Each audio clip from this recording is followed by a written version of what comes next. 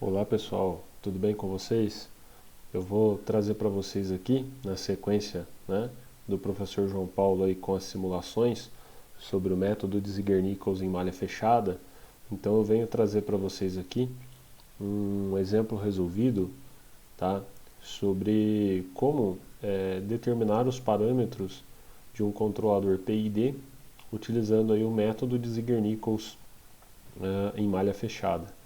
Então, como vocês puderam observar, o objetivo desse método, é sintonizar o controlador a partir de dois dados extraídos experimentalmente, da planta, ou também esses parâmetros eles podem ser obtidos de forma analítica quando nós temos o modelo matemático da planta. Esses dois parâmetros, esses dois dados extraídos da planta são o ganho crítico e o período crítico.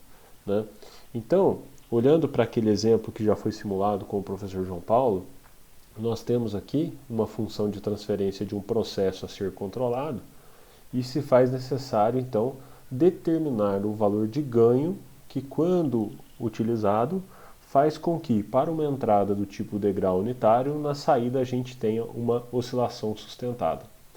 Dessa forma, você pode fazer isso experimentalmente, pode fazer isso por meio de simulação, como foi mostrado pelo professor João Paulo, ou se você tem um modelo, então, nós faremos aqui de forma analítica. Então, para uma entrada do tipo degrau unitário, qual é o valor de ganho que faz a saída apresentar uma oscilação sustentada? Dessa forma, nós temos aqui um sistema de terceira ordem, e nós devemos, então, determinar o ganho crítico, que é o maior valor da faixa, de estabilidade do sistema. Então nós vamos ver se o sistema é estável, para um K maior que X e menor que Y, o Y, que é o maior valor da faixa, é conhecido como ganho crítico do meu sistema. Então, primeiro passo, determinar a função de transferência em malha fechada desse sistema, e determinando a função de transferência em malha fechada desse sistema, nós teremos esse H de S. Então o H de S é dado por K dividido por S ao cubo mais 6S ao quadrado mais 5S mais K. Dessa forma, nós podemos determinar os coeficientes, as constantes que multiplicam as potências de S. Temos o A0 igual a 1, o A1 igual a 6, o A2 igual a 5 e o A3 igual a K. Para determinar a faixa de valores de ganho para o sistema ser estável, nós utilizaremos o critério de Huff. Então nós temos que montar aí a tabelinha do critério de Huff, onde nós teremos S ao cubo, S ao quadrado, S elevado a 1 e S elevado a 0. Portanto, na primeira linha nós temos os coeficientes de índice par, então na primeira linha teremos o A0 e o A2, 1 e 5. Na segunda linha nós teremos os coeficientes de índice ímpar, A1 e A3, 6 e K. E teremos que determinar aí, então, os valores de B1, B2, C1 e C2. Nós já sabemos que para sistemas de terceira ordem B2 e C2 são iguais a 0, que o C1 é igual ao A3, e que nós temos que determinar então o B1. Então vamos aí para esse próximo ponto do exercício. Bom, calculando o B1, o nosso B1 ficará 6 vezes 5 menos K vezes 1 dividido por 6. E aí nós temos então que o nosso B1 vale 30 menos K sobre 6. O B2 ele é igual a 0, nós já discutimos isso em vídeos anteriores. O C1 é igual ao A3, portanto C1 igual a K, e o C2 é igual a 0. Vale ressaltar que essa regrinha de simplificação dos cálculos aqui é para o sistema de terceira ordem. Se o sistema for de uma ordem maior que 3, você deve realizar os cálculos de acordo com o que mandam as regrinhas aí, as equações. Então, dessa forma, nós montando a tabela aqui agora, nós podemos observar o seguinte, nós temos 1 e 5, 6 e K, o B1 é 30 menos K sobre 6, o B2 é 0, o C1 é igual a K e o C2 igual a zero. Portanto, né, nós temos que ver a condição de estabilidade agora. Nós sabemos que a condição de estabilidade, né, para que o sistema seja estável, todos os elementos da primeira coluna da tabela têm que ter o mesmo sinal, ou seja, todos com sinal negativo ou todos com sinal positivo.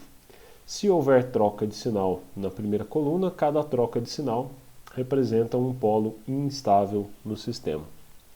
Portanto, como eu já tenho aqui um elemento positivo, né, e um outro elemento positivo, né, 1 e 6, nós teremos aqui a condição de que 30 menos K sobre 6, né, o meu B1 vai ter que ser maior que zero, e K, né, que é o meu C1, também vai ter que ser maior que zero.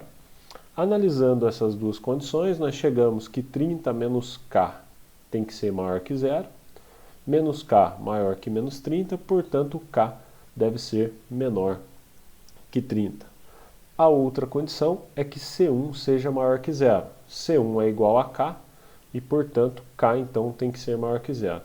Fazendo a interseção entre as duas condições, nós temos que o K tem que ser maior que zero e menor que 30. E, portanto, a faixa de valores de ganho para que o sistema seja estável é K maior que zero e menor que 30. Onde K igual a 30, né, é chamado de K crítico. Portanto, o nosso K crítico será igual a 30. Ou seja, é aquele valor de ganho, como vocês viram, que faz o sistema entrar em oscilação sustentada.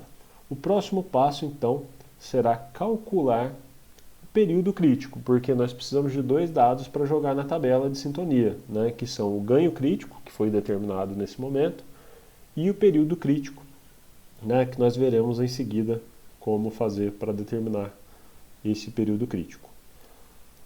Bom, então, para que seja possível a determinação do ganho crítico, a partir do ganho crítico determinar o período crítico, nós precisamos pegar a função de transferência em malha fechada H de S e fazer duas substituições. Quais substituições são essas, né?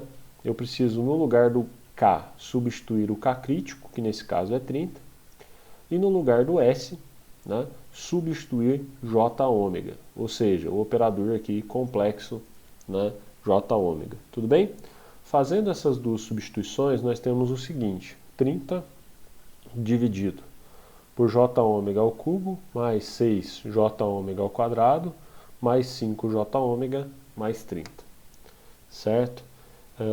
E aí, né, vale lembrar que o J é raiz de menos 1, portanto, J ao quadrado dá menos 1, e J ao cubo dá menos J, né? Porque ficaria J vezes J ao quadrado, então fica menos J. Bom, abrindo essas substituições, nós temos 30 dividido por J ao cubo ômega ao cubo, mais 6J ao quadrado ômega ao quadrado, mais 5J ômega, mais 30. Substituindo no lugar do J ômega ao cubo menos J, no lugar do J ao quadrado menos 1, então fica menos 6 ômega ao quadrado, e o resto é mantido. Então nós chegamos em 30 dividido por menos J ômega ao cubo, menos 6 ômega ao quadrado, mais 5J ômega, mais 30. Bom, vocês devem lembrar que o ganho crítico é aquele que faz com que o sistema fique no limite da estabilidade. Isso significa que, na condição do ganho crítico, nós teremos, então, os polos do sistema sobre o eixo imaginário. O sistema está no limite da estabilidade e, portanto, na condição de polos no limite da estabilidade, né, na localização dos polos, nós temos que o denominador da função é zero. Para determinar nessa condição qual é o valor do ômega, que é a frequência, né, do meu sistema, nós podemos fazer o seguinte: existem duas formas. Ou você iguala a parte imaginária a zero, ou você iguala a parte real a zero. Eu vou igualar a parte real porque é uma solução mais simples. Mas você pode igualar também a parte imaginária a zero, que você vai chegar na mesma resposta.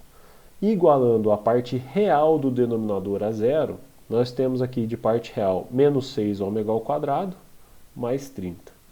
E aí, igualando menos 6 ômega ao quadrado mais 30 a zero, eu posso determinar a frequência de oscilação do meu sistema em radianos por segundo, né, frequência angular, e a partir da frequência eu irei determinar o período de oscilação do sistema. Então esse é o nosso próximo passo. Bom, pessoal, então, fazendo menos 6 ômega ao quadrado mais 30 igual a zero, nós vamos resolver, né? Fica 6 ômega ao quadrado igual a 30, ômega ao quadrado igual a 5, portanto, ômega igual a mais ou menos raiz de 5. Tá? Eu desconsiderei aqui a frequência negativa, né? Então ômega é igual a raiz de 5 radianos por segundo. E aí, a partir da relação entre período em segundos e frequência angular, né, nós temos que o período é 2π sobre ômega. Né? E aí nós temos aqui então que o nosso período será 2π por raiz de 5. Então eu tenho um período de oscilação do meu sistema, quando na condição de ganho crítico, que faz com que eu tenha aí então um período de oscilação de 2,8 segundos. Esse período de 2,8 segundos é conhecido então como período crítico. Beleza? Bom, se nós temos o ganho crítico, que é igual a 30, e o período crítico, né, basta você definir o tipo de controlador de acordo com a tabela. Nesse caso nós escolhemos aqui um controlador PID. Então se você for lá na tabela de Ziegler-Nichols malha fechada, para o controlador PID, os parâmetros calculados são os seguintes, né? Kp é igual a 0,6 vezes K crítico, então 0,6 vezes 30 dá 18. O tempo de integral, né, é o período crítico dividido por 2, que é 1,4. E o tempo de derivada, né, o tempo derivativo, é o período crítico dividido por 8. Então 2,8 dividido por 8 dá 0,35. E aí basta substituir, né, esses parâmetros na equação geral do controlador PID, né, que nós temos aqui Kp, que multiplica 1 mais 1 sobre tau i S mais tau d vezes S, certo? Portanto, né, o nosso controlador PID, então, tem a seguinte função de transferência. 18, que é o Kp, que multiplica 1 mais 1 sobre 1,4 S mais 0,35 vezes S. Vale lembrar que muitas vezes nós temos aí, então, essa função escrita de outra forma, que eu vou colocar logo aqui embaixo para vocês. Né? Nós temos aqui a equação escrita na forma 18 mais, fazendo uma continha rápida aqui, né? 18 dividido por 1,4, nós temos 12,85 sobre S mais 18 vezes 0,35 dá 6,3 vezes S. Né? E aí vale ressaltar que, por exemplo, quando você usa o MATLAB, né, ou o Scilab, ou qualquer outra ferramenta, geralmente você trabalha com essa representação, né, onde esse aqui, 18, é o que eles chamam lá de proporcional, né, o 12,85 é o que eles chamam lá de integral, né, também chamado de KI, muitas vezes, né? E o P também muitas vezes chamado de Kp, certo? E o 6,3, que é o Kp vezes o tau d, pode ser chamado aí de derivativo ou Kd, de ganho derivativo. Tá bom? Então, nós podemos encontrar essas duas representações. Então, antes de você implementar uma simulação ou implementar esses ganhos em um equipamento, né, em um controlador industrial, é sempre importante você saber qual a forma com que ele recebe esses dados, né? Se é na forma do ganho e dos tempos de integral e derivada, ou se é na forma de ganho para todos eles, né? Onde o Kp é o P, o Ki é Kp por tau i e o Kd é Kp vezes tau d. Tudo bem? Então, esse é um exemplo de como resolver de forma analítica a sintonia de um controlador PID, né? Nesse caso a gente usou o PID, mas poderia ser um PI, ou 1P, seguindo aí as regrinhas da tabela de Ziegler-Nichols. Beleza? Então é isso aí. A gente fica por aqui com esse exemplo e até o próximo vídeo. Valeu!